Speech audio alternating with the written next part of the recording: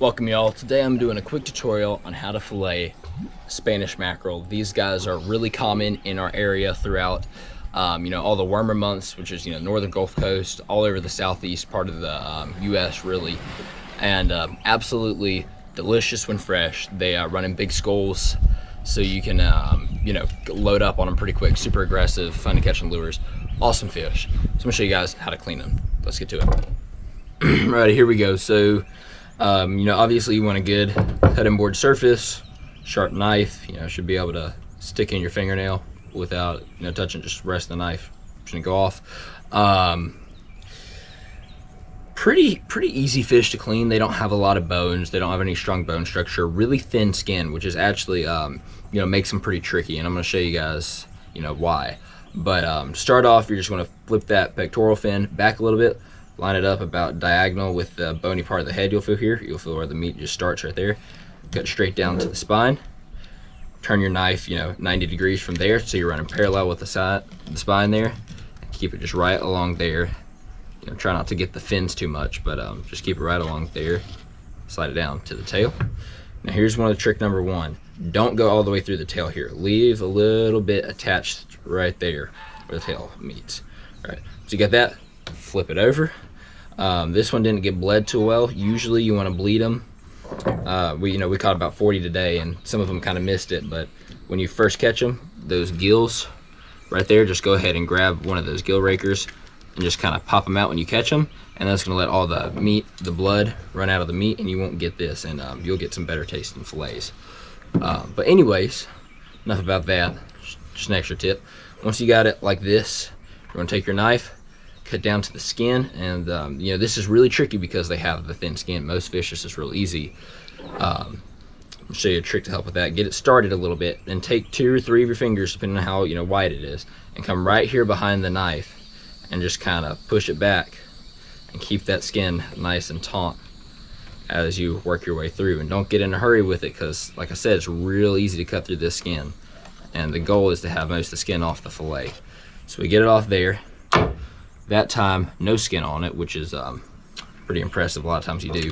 And you'll see there's a little tiny bit of meat left on here. It's not just bare skin, but usually I like to have it so you just leave the skin. On Spanish, it's okay if you leave a little, but you're going to cut through the skin if you try to run it too close. Really, there's not much there at all, and a lot of the stuff that's right next to the skin is real oily. It doesn't taste as good anyways.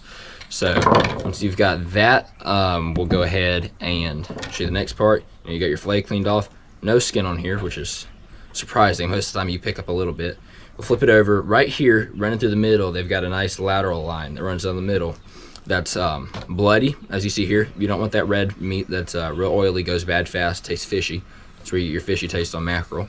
And there's bones this whole way there. So we're going to want to cut those out. Just run your knife right parallel with that, cut through it, and just run just on the edge of those bones there. You don't want to waste meat, but you want to make sure you get all those bones out. So just run it through, just like that.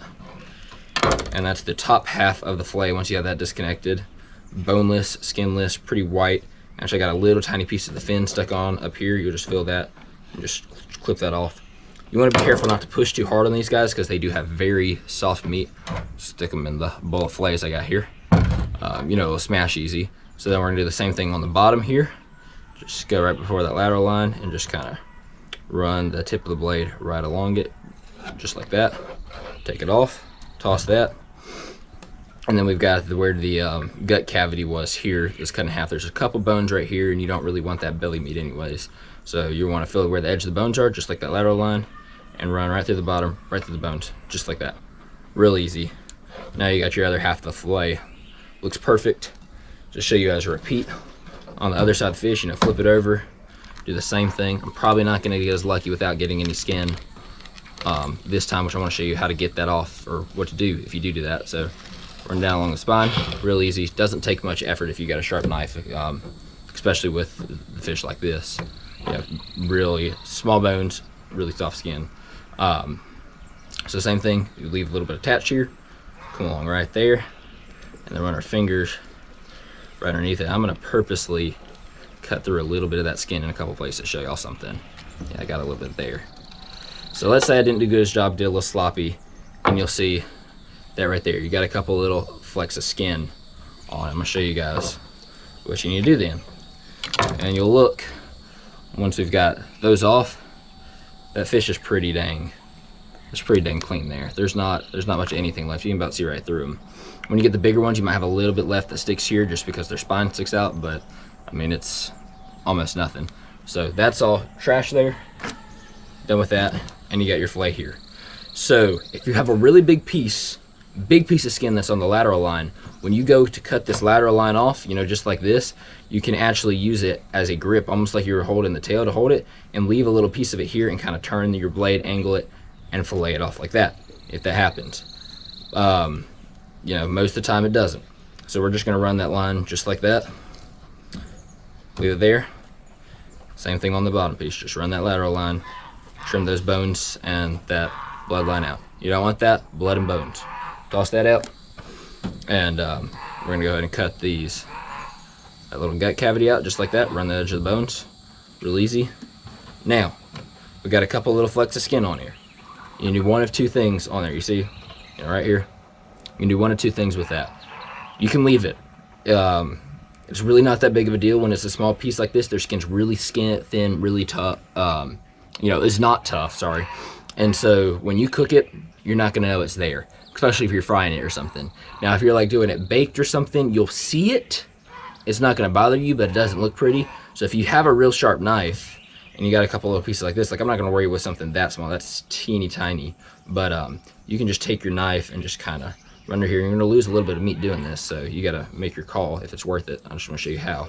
And just run right underneath there and just kind of trim that up.